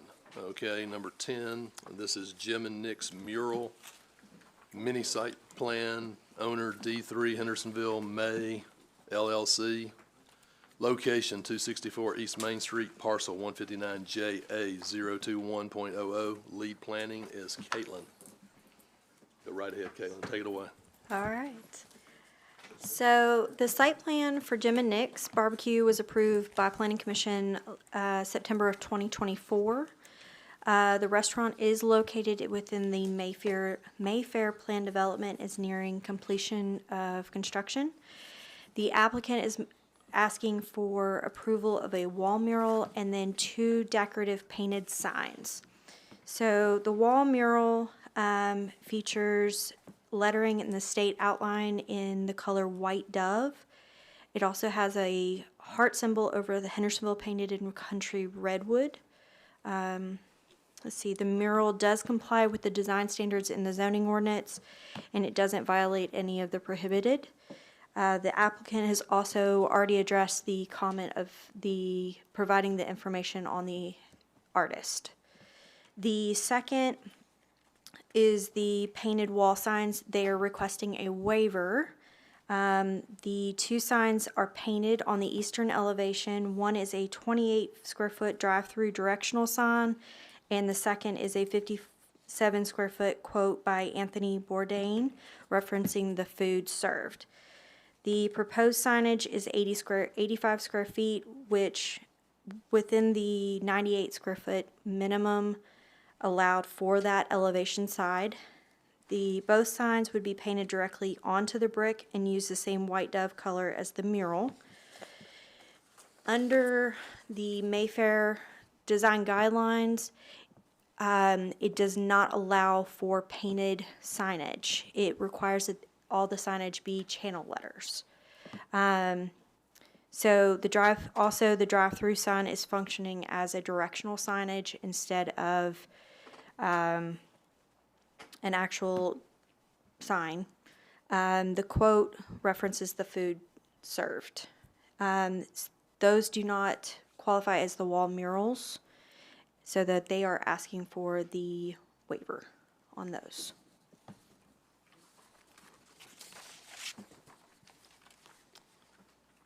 Is that everything, Caitlin? Yes, sir. All right. Do we have an applicant here? Will you step up and tell us your name? Good evening. My name is Dominic, and I am here representing Jim and Nix. I appreciate your time tonight. We are asking for, as she mentioned, we're asking for a couple things here. We're proposing the wall mural on the west side of the tower, so it's the side elevation of it. Highlights Hendersonville, so it kind of has a local community tieback without over-branding, but it also calls attention to the tower, which right now is just basically black brick, so it makes it a little spunkier. The signs on the side for the drive-through, so for the Bourdain quote, which is barbecue may not be the road to world peace, but it's a start. Typically, it's been really well received by our guests. The idea is as you're waiting in line or you're driving to the drive-through, you can see that it tends to brighten people's days, and we get really positive feedback both from jurisdictions and from guests that have gone there. We like to not over-signage the building. The only Jim and Nick's sign you'll see on the building is the one facing the road. It's just one main Jim and Nick's barbecue sign.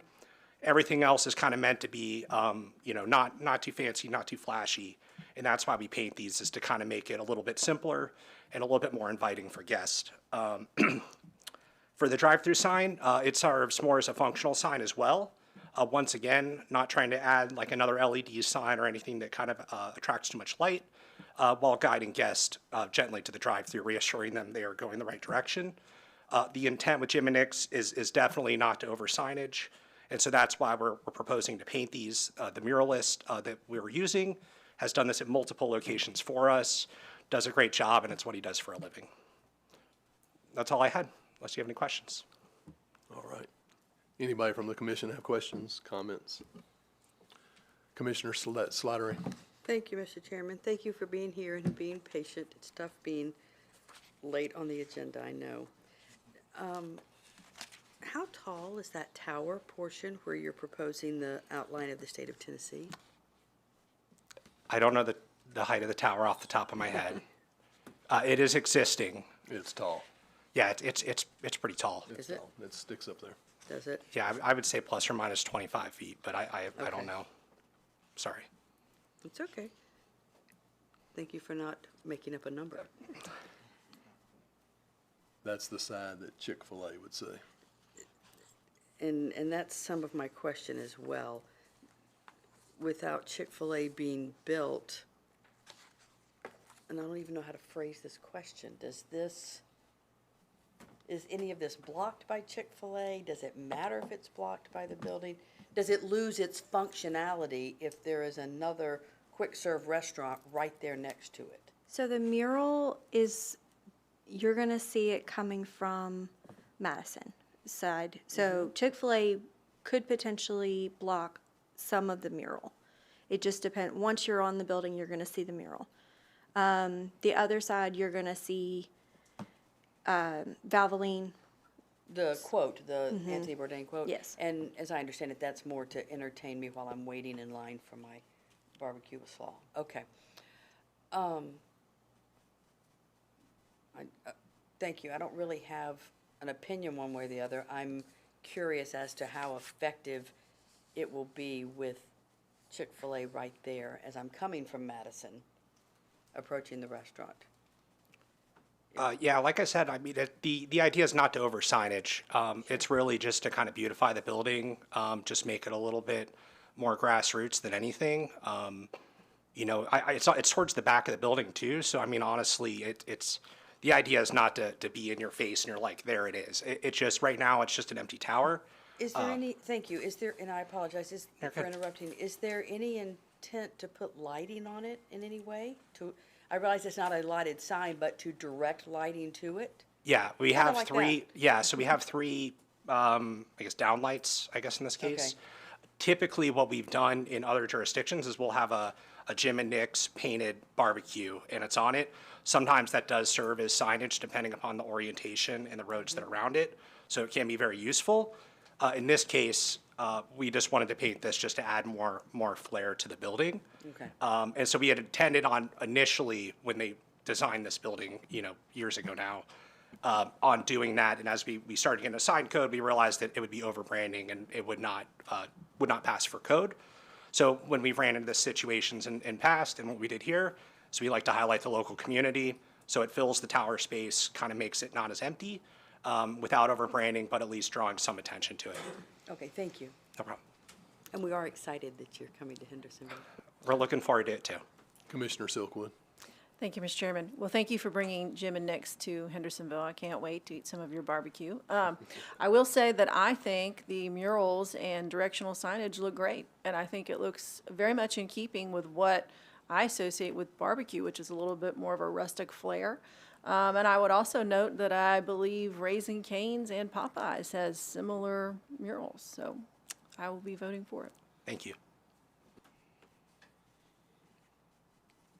This is more of a question to the staff, and that is, remember what we did with Best Buy wanting to paint their wall. So, you know, the directional signs and all, and painting them, and painting the brick, and what we said with that, you know, of buildings being able to be handed to the next tenant. So I'm just bringing that up as consistency. So I think we have approached this before differently.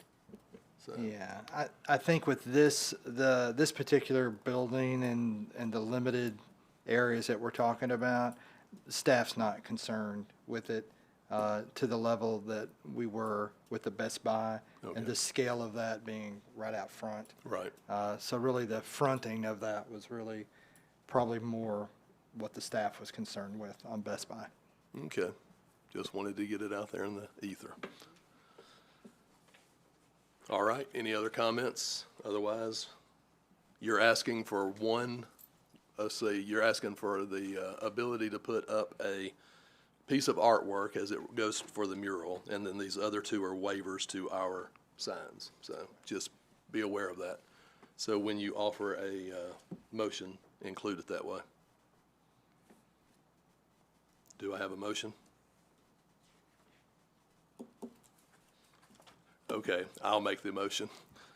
So I'll make a motion to approve the fact that we're going to allow the artwork of a wall mural, and also we're going to give the variances for the directional sign and for the Anthony Bourdain quote. And that's it. And we have a motion, we have a second, and we'll go to the electronic vote.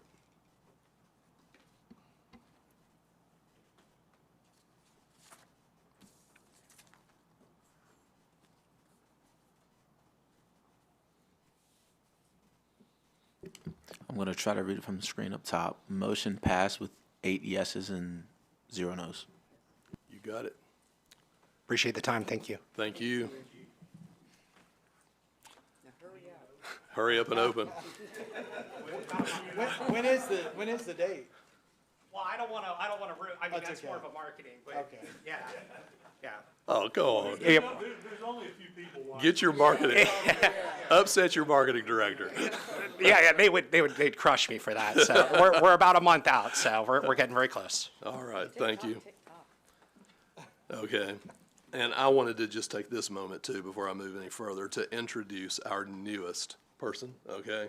And his name's Mike Wessel. I forgot to do that at the very beginning. All right, so welcome, Mike. We appreciate it, and welcome to the commission. All right, now we'll go ahead and start with the next thing. Staff level projects approved. I don't need to read these, do I? Everybody can see these for yourself. Anybody got questions for any of them? All right, then we'll go to the next one, staff level projects pending. Same thing. Anybody got questions on any of these issues? I will say something really quick, since we had David Lucky here this evening. His company's purchased 921 West Main Street. That's the black mirrored building that's kind of tall one on West Main Street. And so he submitted and we're reviewing at the staff level a design review. So he's going to totally reskin the building and have a whole new use for it. So that's going to be moving along here fairly quickly. Okay, thank That'll you. sure make the other side of town look better. Yes, They will. Yes. very much so. And I don't know if any of you all have been down and seen Grace Place, but that's moving along really quickly too. Wow, So, it has. yeah, Even their kind of courtyard drive. yes, that's pretty neat. All right, any other questions about any of those? Anybody? All right, last page, same thing. Any questions on any of those? All right, planning director comments. Go right ahead, Keith. I just got a couple of different things. I just wanted to share with the planning commissioners that we're continuing to work with BOMA on development impact fees. We had a really good work session, and hopefully here over the next month or so, we'll end up moving forward to determine exactly what the development impact fees may look like. And so we're excited to do that. Also wanted to let everybody know, I don't talk about this a lot, but we do a lot of things through our Metropolitan Planning Organization, GNRC, Greater Regional National, it's something, GNRC, and they're involved with the transportation system throughout Middle Tennessee, and we do a lot of different things there. So we've submitted for our regional transportation plan, and what happens is there's a regional transportation plan, and then the things that are on the regional transportation plan, they can go into the TIP, the Transportation Improvement Plan, and that's where the money is for projects. So all of those projects that BOMA had just approved earlier this year on the 10-year capital transportation plan, all of those are put into the regional transportation plan. And so we're excited about that process. Zachary's working on that a lot. So we look forward over this next several months to see what we end up getting funded to do some much needed transportation projects. Also, we're working, the staff is working on updating population projections. We have a system with an Excel spreadsheet that we had a couple of years ago. We're updating that, and we're going to modernize it so that it stays up consistently and then projects our population forward to full build out. So over the next couple of months, we're hopeful to maybe bring that to the Planning Commission and go over that. Also, I will note that the changes that the Planning Commission's recommended over the last several years and that BOMA has approved with some of the things with the increase in lot sizes, some of the Westlake rezonings, so a lot of those different things have significantly reduced the full build out of total number of units and population. So those things have made a significant difference. And we'll be able to discuss those maybe here in a couple of months when I go through what some of those population projections will be. Also wanted to update the Planning Commission that the Crestwater annexation request and plan development did fail at the BOMA at the first reading, so that is not moving forward. Our zoning ordinance that the Planning Commission recommended at the our last meeting, that did go to a first reading at BOMA and it passed. And so the second reading will be October the 4th at next week's Board of Mayor and Alderman meeting. Also, we're partnering and working with our Public Works staff they're doing an access management study that we're going to be partnering with them. We have a pilot program to look at the construction of a couple of medians in the Westlake area on West Main. This access study will then clearly determine where a median would be appropriate up and down West Main Street. So we're excited about that and appreciate the mayor and the board of mayor and aldermen on funding all of those different things to help us with our pilot program, as well as funding that access management study as well. Also, we have facade grants in the Westlake area along West Main. So we have a pilot program there where we're going to be doing some matching grants, and we're going to have a continuation of our sign grants to remove non-conforming signs and replace those with conforming signs. So that's everything that I had, Mr. Chairman, and happy to answer any questions if anybody had any. Commission, any questions, comments? Otherwise, I'll look for an adjournment. So, anybody got a motion? So moved. All right, second? All in favor? Aye. Any opposed? Thanks, everybody. Appreciate it.